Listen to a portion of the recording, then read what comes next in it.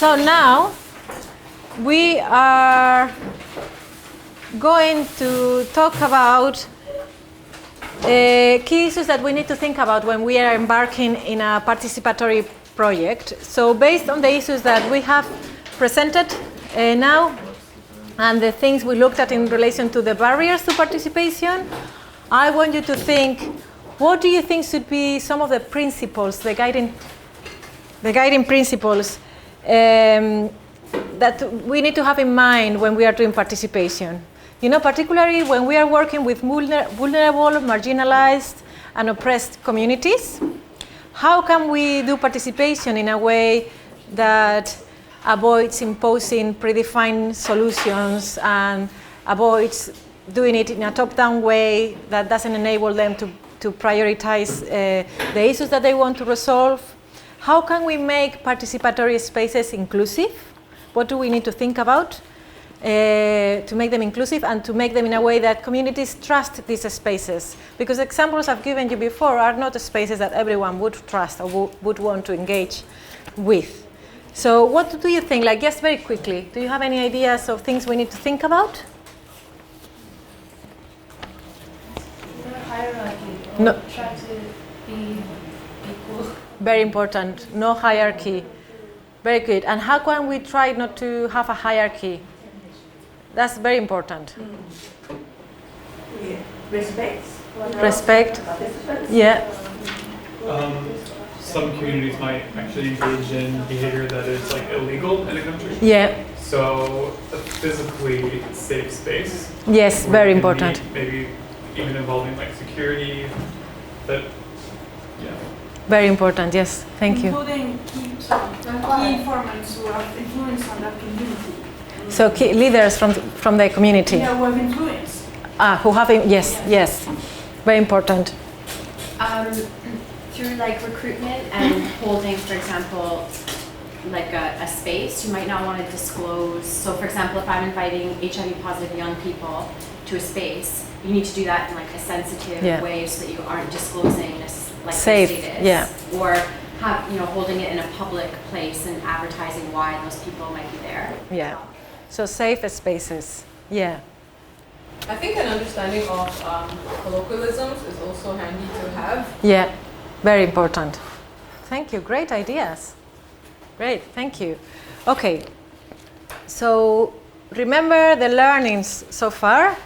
We have discussed that participation is a social process of interaction between people. It's dynamic as well. It involves encounters between people who bring different knowledges and different identities to the participatory process. So it's very important to be attentive when we are doing participation to the nature of the relationships that we facilitate through these processes. It's important to be sensitive to the types of knowledge people bring to the encounter, and it's important to think about the nature of the spaces where we do participation. So if you work with sex workers and that's illegal, where do we gather them?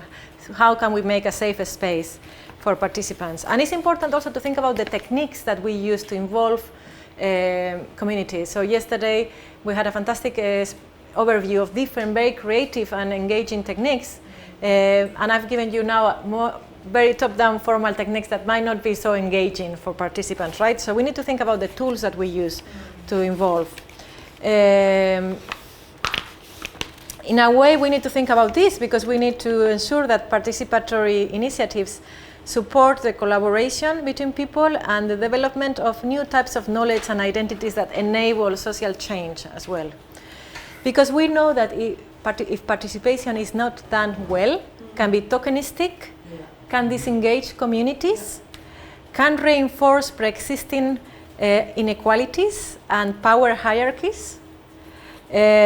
So sometimes participation is done in a way that only certain members of the community would want to participate, and others are excluded, not intentionally, but by the way participation is done, you are excluding some people because it's done in terms that don't work for everyone. But we also know through our work and through the literature that there is not one size fits all solution for participation. We need to be flexible, and we need to respond to the needs of the communities we are involving. So participation can be done in different ways to meet the needs of our communities. So what I want you to do now is, the task is to divide, maybe work in the same groups. You were split for the game. And I want you to kind of brainstorm principles to guide your participatory practice, to ensure that the participation that you do is ethical and is effective. Not only that you gather what you want to gather, the type of knowledge that, but also that ensure is ethical and is done in a way that responds to the needs of your communities. You want to harness and mobilize the knowledge of the participants, but you want to ensure that it's done in the right way and doesn't have a negative impact on participants. Okay. Yes, so we've talked about this. There are lots of potentialities in participation. Participation can be very useful, but there are risks as well, because it's very important to ensure marginalized and underserved populations have a voice and influence research. And we know that communities can act as powerful change agents. So if they are participating in a research project and in a program, intervention, development, then they can go to the communities and tell them about it and like change behavior and influence as well as contributing with very important knowledge. But if we don't do it well, it can disengage communities and it can create more mistrust as well. So we need to think about ethical principles. You've discussed most of them. The conversations were very interesting. So one of the things is consent, but not always necessarily in the form of consent as we do in research, of signing a form. Like in the UK, we don't have to sign a consent form for participants to be doing participatory work. Not research participants, but to be members of our team. But it's important to have ongoing consent about whether they are happy to participate in the way they are doing. Not as a one-off thing that you talked at the beginning of the project, but as something that you renegotiate as the project is going. Like, are you happy the way we are doing this? Do you like the way we are working? Things like that are very important to maintain the relationship, to sustain people as well, to make sure they are happy with the way that we are working together. Also, it's very important to inform them about how the inputs they bring into the project is being used. Participants want to know how their contributions are being used. They don't want it to be a tokenistic exercise. They want to ensure they're having an impact. And it's important that we show them how we are using their contributions in the project. Very important, inclusivity and diversity. So I've talked about this, that we should create different participatory opportunities for people who want to participate in different ways. We need to ensure as well that we involve different people, not always the same expert patients that we know are articulate and are going to be able to manage, the research process, etc. We need to try to involve everyone, and there needs to be heterogeneity. So we should think about not always involving the same member of the community. Try to involve others as well. So that's why it's important that we do participation in different ways, so that it's engaging. Engages different people. So for example, think about someone with disability and visual impairments. How can we involve them? What types of participatory activities do we have with them? Maybe we need to use virtual spaces or platforms that are more accessible to them. Maybe we need to involve the gatekeepers or peers to help them participate so that they can be involved. And then power sharing. You've also mentioned power sharing. How can we ensure that there are no hierarchies? How can we ensure that involvement is meaningful? So how can we ensure that the input is taken seriously and it's not just a tokenistic exercise?